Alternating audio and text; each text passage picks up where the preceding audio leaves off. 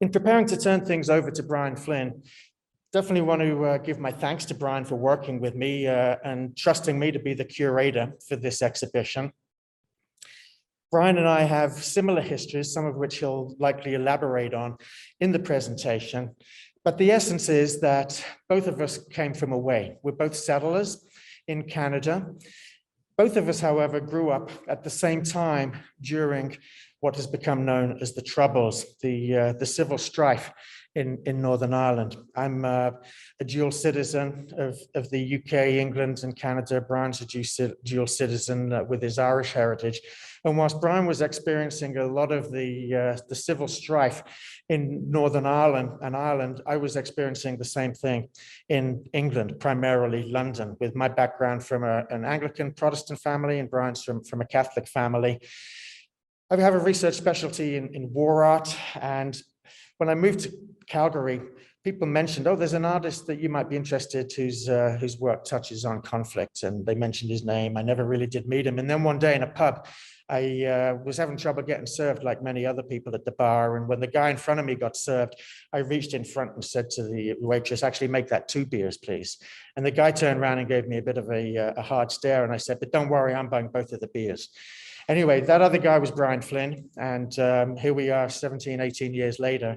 And Brian's got a major body of work that explores his family's history and the interwoven relationships between that and political identity and emancipatory struggle that is now part of this exhibition here.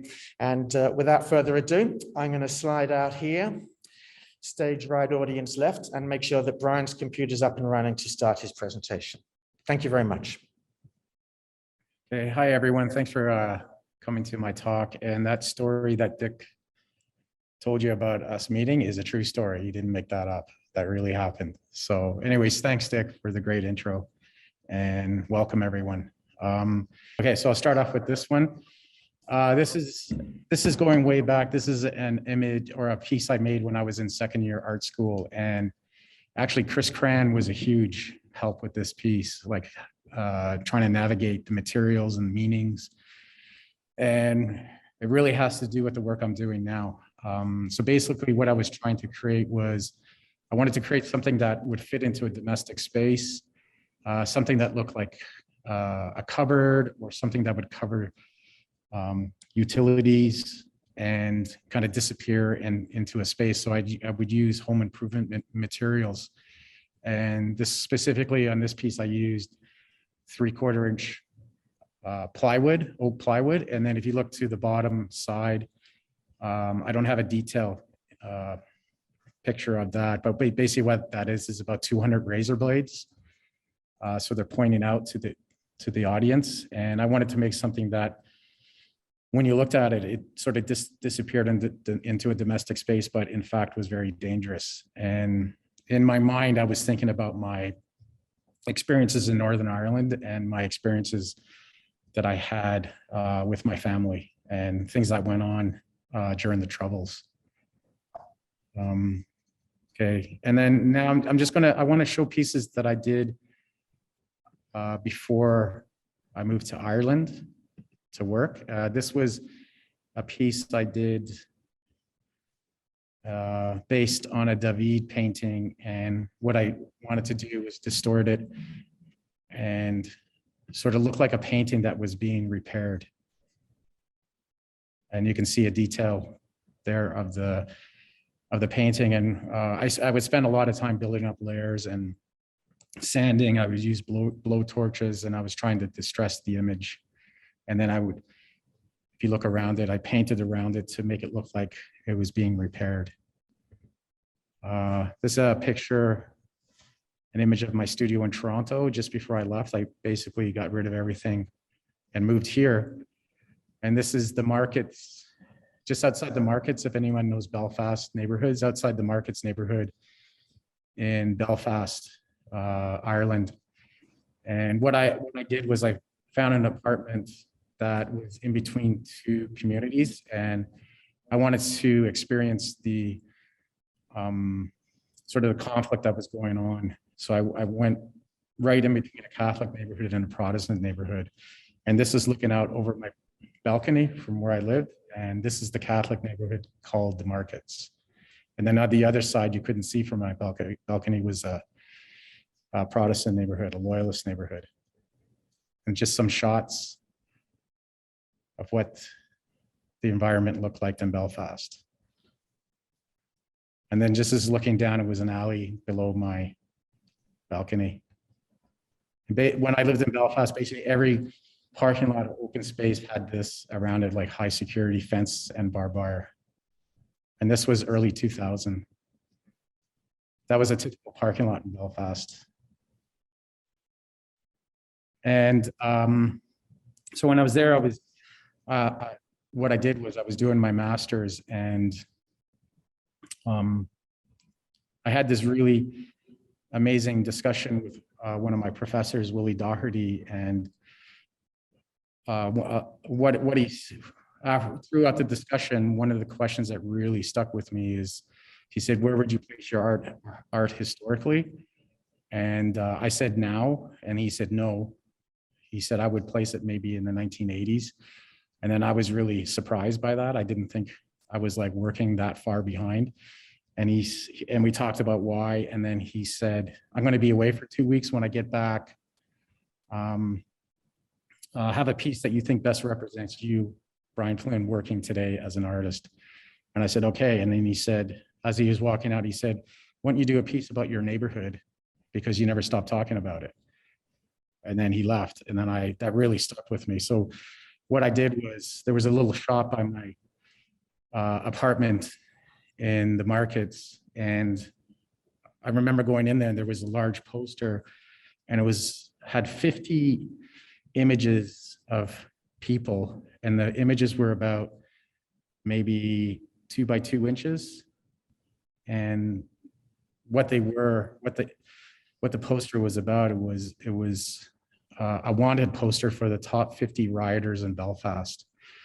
So I asked the shop owner if I could take the poster, and she said yes. And I took it and scanned each image, and I started doing, I blew them up to about 4 by 3 feet using manila paper and inkjet. And I intentionally, if you look here, I intentionally let the paper curl to break up the image even more, because what I found fascinating was the images were all blurry and small, and it was impossible to recognize or be able to see who each person was. And I thought that was fascinating. And I blew it up even more, made it even more blurry, and broke apart the image by letting the paper curl when I tiled the image on the wall. Just some details of different ones. There's number 10. And this was sort of the beginning of me working with what was going on around me, the Troubles in Belfast at the time, which was early 2000. And there's one, that's what it looked like on the wall. Just more detail. And what I started to do at the time, because I started to meet people that were also in the class with me that lived in Belfast, and I would get them to bring me to different neighborhoods. And this was shot in Ardoyne, North Belfast. So it's a Catholic neighborhood, but a Protestant neighborhood. Was basically in Ireland.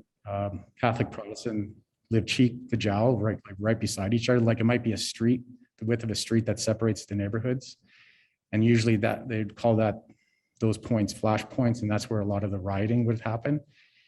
And my friend brought me to this place after a riot, just on the border of Ardoyne, in a Loyalist neighborhood. So I just taken different pictures.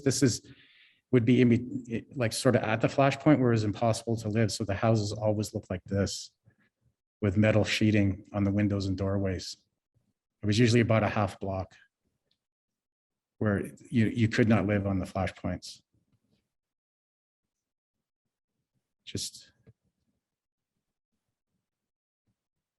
And then also around this time, if you see, he was also in the MFA program with me. On the bottom of the image, he asked me to go. He wanted to go into one of the politicized neighborhoods, and he didn't want to go on his own. He asked me to go with him because he he's a photographer and he wanted to take pictures of the murals. So I went with him and I took my camera with me. And I started taking photographs as well of the murals, and just give you an idea of what they look like and the scale of these murals. And so that one was in the Shank Hill. This one is in a Catholic neighborhood. So you can see the codes, the colors, usually depictions tell which neighborhood you're in. Shank Hill, it's a Irish Catholic neighborhood. Just different murals. This one about Bobby Sands hunger strikes.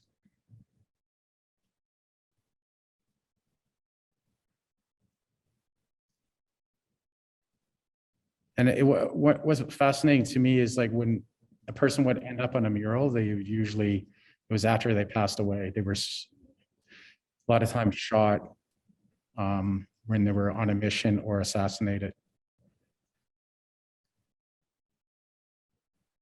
So a lot of the murals were also memorials.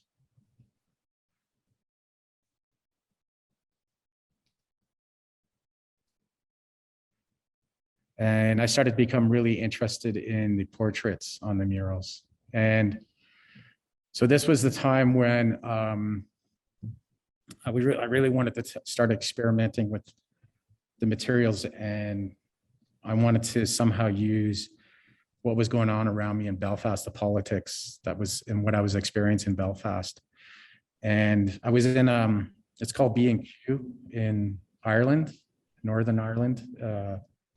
It's a sort of similar to Home Depot here.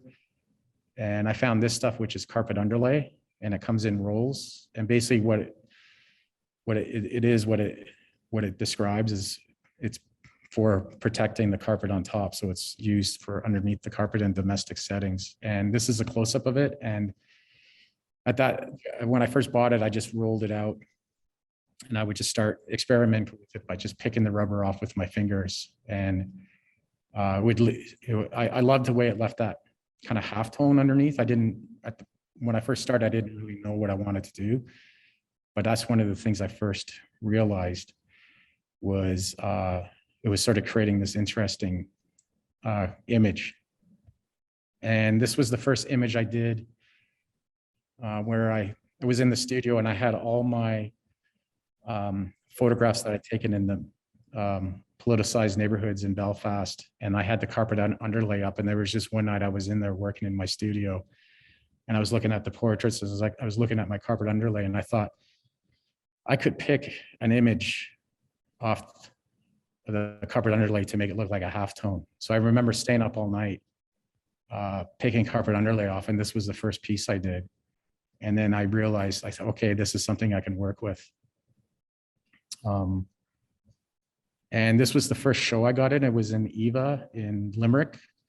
And one of the things I loved about Eva was it did a lot of the work was in a traditional gallery space, but it was also throughout the city. So you could choose a place for your work to be placed. And I asked it to be placed in someplace political. So they put my piece into City Hall in Limerick, which I loved.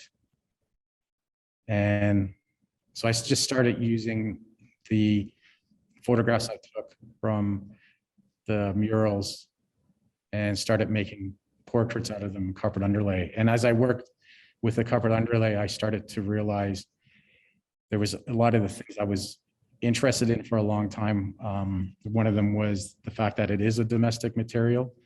And another thing that I found interesting about it was the carpet underlay is always hidden and always there. And it was experiencing all the troubles and all the grief and violence that went on in the domestic settings in Northern Ireland. So just some more images of the carpet underlay here. And all these people were somehow involved in the politics in Northern Ireland, but I never said who was who. And I took away all the codes that would tell which side the person was on. So that's what I always thought. Another thing I found fascinating about being in Northern Ireland, where when you meet someone, you never know their politics. It's something that's always hidden and no one would ever reveal to you if they didn't know you. So I was trying to depict that also with the carpet underlay pieces. And this, then around this, I finished my master's, I moved to Calgary, and this was the first time it was shown in Calgary. And I was wondering, is it going to be, I wonder if it was going to be accepted or understood in Canada, but I got a show right away at the, it's a different name now, but when I got the show, it was called Art Gallery of Calgary. And these are just some, and this is in Winnipeg at Ace Art. So you get an idea of the scale and what they look like in the space. This was in Ace Art as well. This one's 20 feet by 8 feet. And this one you see here is in the show at the Nickle Gallery.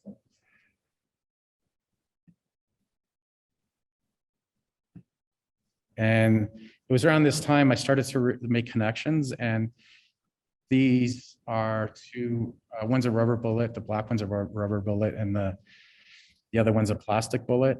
And these were used in riots. The British Army would shoot this at rioters in Belfast, and both of them were collected in the streets. So the black one I got in the 70s, and then the plastic one my cousin gave to me, who lived in Derry at the time. So what I realized was the two colors, this is basically the two colors I always use now, but it was something I connected after the fact that was pointed out to me from one of my friends. So you can see the carpet underlay is pretty similar to the rubber bullets.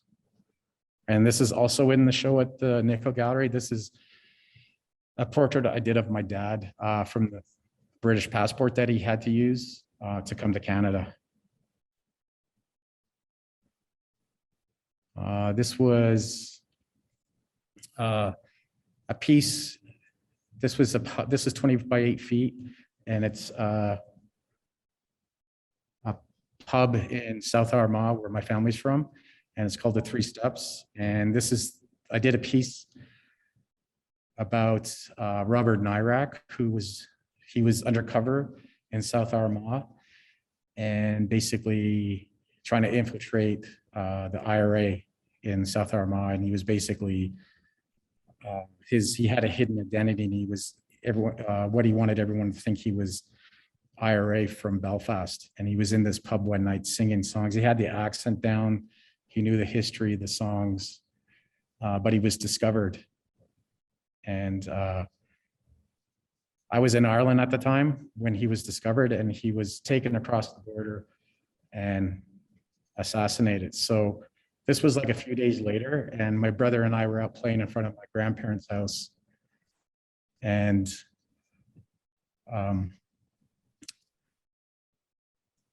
was the Irish army came down from the south, and they just, the commanding officer just yelled at us to get in the house and don't ask any questions. And I shot this, I had an 8mm, super 8mm, and I shot this out of my grandfather's window, out of the Irish army. And later I found out through my dad that they were looking for Robert Nyrak's body. So if you look at this, you can see the soldiers, and you can see them moving along the hedgerow, and that's the border. My family was about 50 feet into the north, and if you look up the road, that's Southern Ireland. So my family's house was, property line was the border also. And I shot this for just, I don't know, maybe 15 seconds, because I was afraid just to be discovered. And just get an idea how that looks.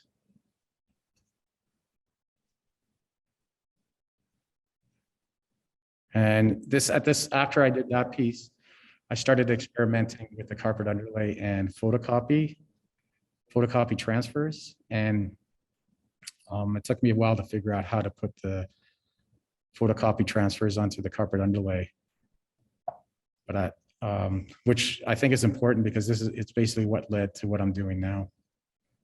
So this, and also using the wallpaper in the background, the domestic setting that I was interested in. And I wanted to show sort of like the everyday kind of happenings that went on, but there was always the backdrop of the violence and the troubles that went on in Northern Ireland. And that carpet, that wallpaper you see in the background is what I'm using today in my paintings. Just a close-up of one of the covered underlay pieces with the photo transfer. This went with the piece, and it was, I recorded a member of the IRA who used the house as a staging point to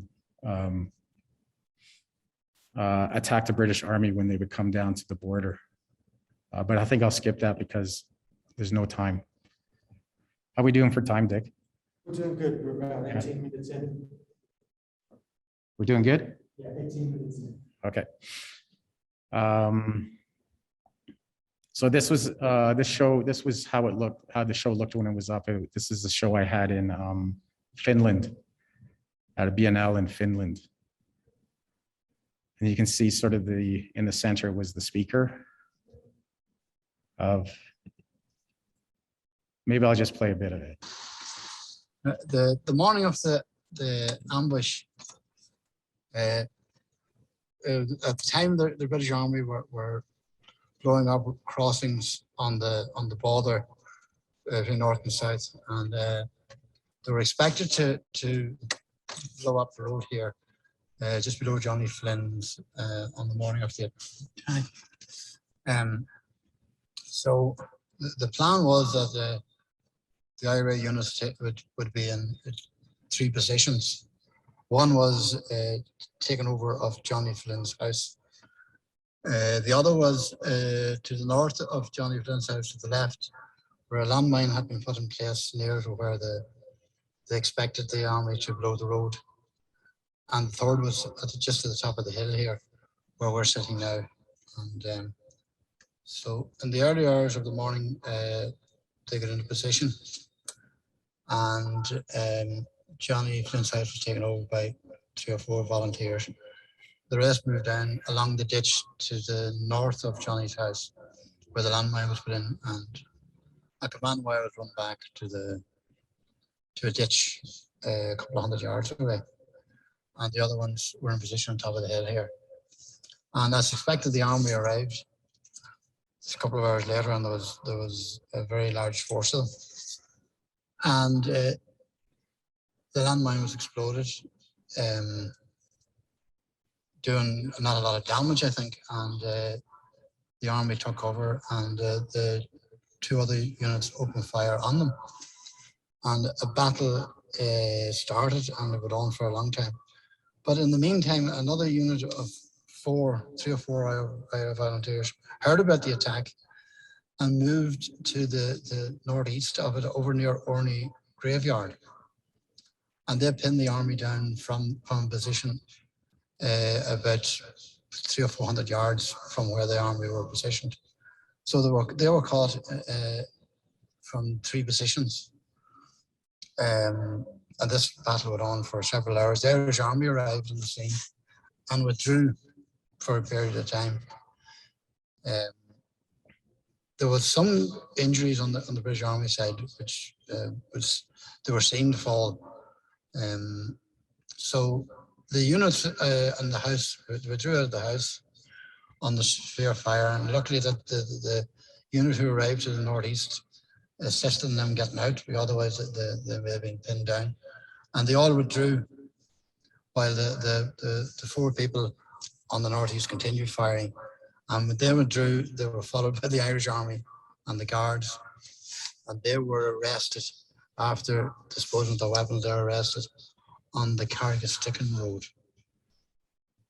Okay, so that was an interview I did with the member of the IRA who organized the ambush from the Flynn house on the border of South Armagh. And I remember sitting in the car outside as he was talking, telling the story. It was fascinating listening to it. Okay. This is sort of, I'm just going to show you quickly photo transfers I was doing on carpet underlay. These were pieces I just did as experiments. They were never meant to be shown in a gallery. And then what happened was I wanted to, I didn't want to use carpet underlay anymore. I wanted to use paint, but also incorporate photography into it. But I didn't, that's all I really knew. And I knew I wanted to use my family's history and identity in Northern Ireland. And that's where it started. That's how it started. And this was the very first painting I did. And I think I spent almost 2 years on this, just trying to figure out and navigate how I wanted to incorporate the two. And also during that 2 years, I went to Ireland and I interviewed 4 former members of the Irish Republican Army. And that's where actually the title of the show came from, because Dick was always coming. We were always meeting in my studio, and we weren't really thinking about doing anything at the time. It was just more him coming out and checking out what I was doing and kind of sitting around talking about ideas. And then throughout our discussions, I remember going in and going into the meeting, and Dick asked me, were you allowed to bring something to record or videotape or anything? I said, no, I knew not even to ask that. Like, I knew that's not something I wouldn't even ask. I said, no recordings, no notes, no photographs. And then I remember I saw Dick making a note of that. And then later through our discussions, when this sort of became something, when Dick and I really wanted to do something with this, that was right away. Dick said, okay, I think this should be the title. And I thought that was a great idea. And Dick picked up on that, which I think I would have just forgot about. But Dick is always like making notes. And so this was the first painting I did, and it's based on a few different things. It's based on the meeting I did have with the former members of the IRA, but it's also sort of like, when I think of anything that happens in Northern Ireland, it's always in the domestic. Like when there was meetings or when there was something that needed to be talked about, or a training or something before like something would happen, they would always usually meet in a living room or dining room or kitchen. And that's where a lot of the things would happen. This is a piece from the Nickle show, and this one is called, they're both called Uncle Tommy, and they're different, sort of 2 different paintings. And one was taken of my Uncle Tommy just before he left for Canada. And then he was killed in Canada, and his body was shipped back to Ireland. And so it's based on those sort of 2 things that happened to him, amongst other things that I'm not going to talk about today. There's a detail of the top image. And then this is also in the Nickle show. This is part of my research and things I've collected over time. And the piece on the top is prisoner art. And this is things that I sort of kept in my files. And this was also Dick's idea to put into the show as part of, to put the show into context. So you can also see how the color, the age paper of the newsprint, the black and white print, the graphite and black and white print, black and yellow, or that yellow ochre color, plays a lot into my palette that I use for my paintings. This is in the show, the Nickle show as well. This is prisoner art that was in Long Kesh, which eventually became H Block. And this was given to my mom and by IRA prisoner, and eventually my mother gave it to me. And I think this really puts the show into context as well. And this is in Fort Hill, where my family's from, in Northern Ireland. And you can see the British Army barrack off to the side. And that was been there for as long as I remember. I passed that many, many times. And then because of the Good Friday Agreement, the British packed up and left. And this is a photograph my dad, when I was visiting Ireland, my dad said, "Did you want to go check out the barracks? Because they're gone." And so we went. The British Army is gone. So we went and we took some photo. I brought my camera. I was taking photographs. We spent quite a bit of time in there. And when I was there, I asked my dad, "Is there any way I could get some of these walls when they eventually take them down?" And he said, "Yeah, let me talk to someone." And I was back in Canada, and he phoned me and said, "Yeah, 2 guys just dropped off walls for you." And they're also in the show. Right now, this one is covered with comments. This is before the show opened, and Dick and I did a collaboration piece because Dick noticed he wanted to do a collaboration, so did I, which we talked about for years. Was Dick's idea to put the attack alarm on, and because he noticed this was a small tag on the wall that was left. I'm thinking when they chose 2 of the walls, I'm thinking they probably chose this on purpose for me. So it was Dick's idea to put the text on it, attack alarm. And this is a piece when I was part of the interviews I was doing. One of the questions I asked, what happens when you join? And a member who joined in the 50s said, when he joined, they had to meet in a room above a pub in Dundalk. And there was the commanding officer and the other members, and they took an oath. And so this painting is based on that story he told me.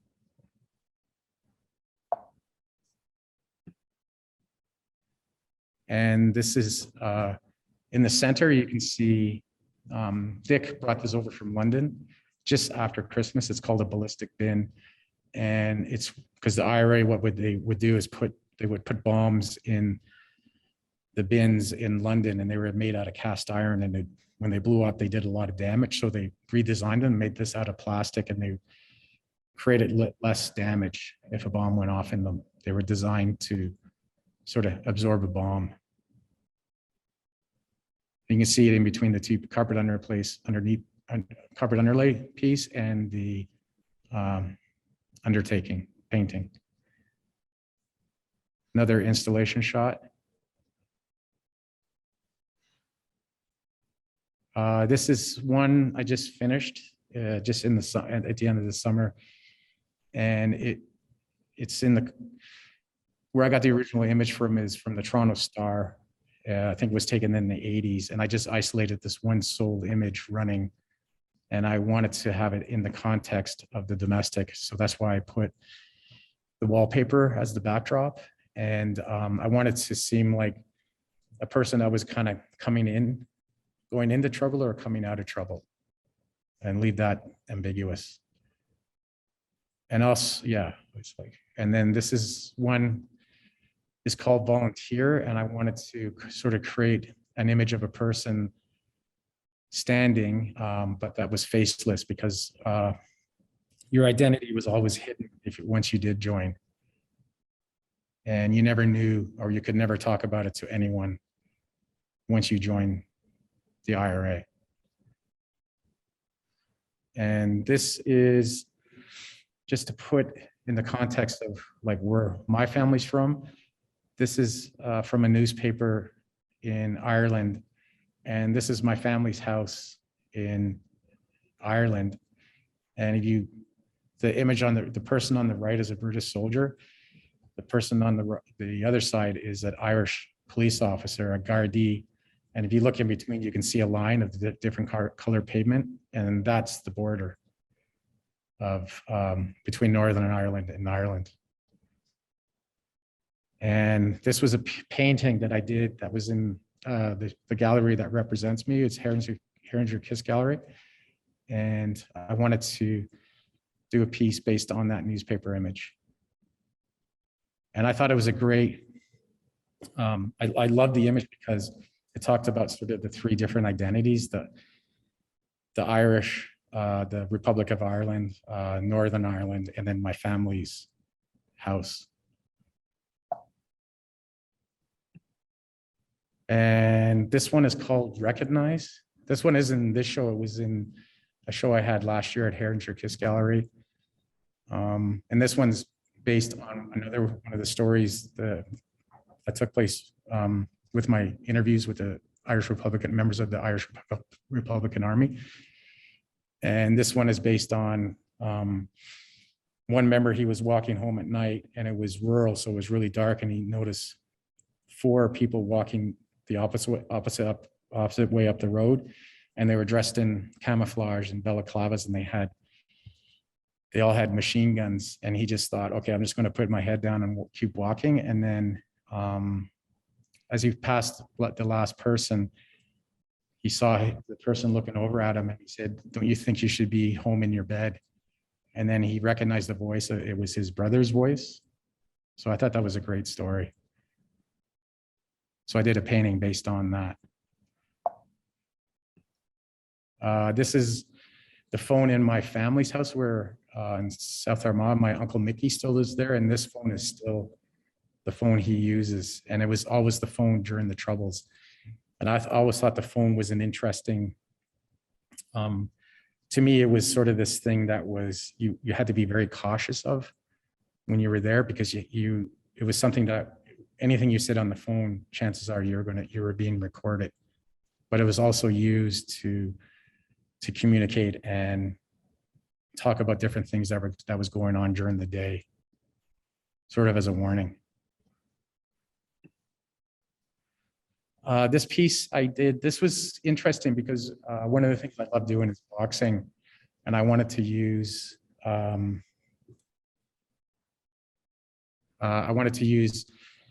this is my trainer who trains me in boxing, and I loved the way his look, and I thought he looked like someone that I would see in Northern Ireland. And I used him as one of the portraits, and it's in the Nickle show. And I'll just go through these. This is chair, tea drinker. This is an installation shot of a show I had last year at Herringer Kiss Gallery. And then this is just some images of the artists that have inspired me. This is Willie Doherty's. This is still from one of his videos called Ghost Story. This is another one of his photographs called The Border Incident. And then Gerhard Richter's May 17th series he did about the Bader Meinhof. And also what influenced me is the way Richter incorporates photography and painting in his practice. Okay, that's it.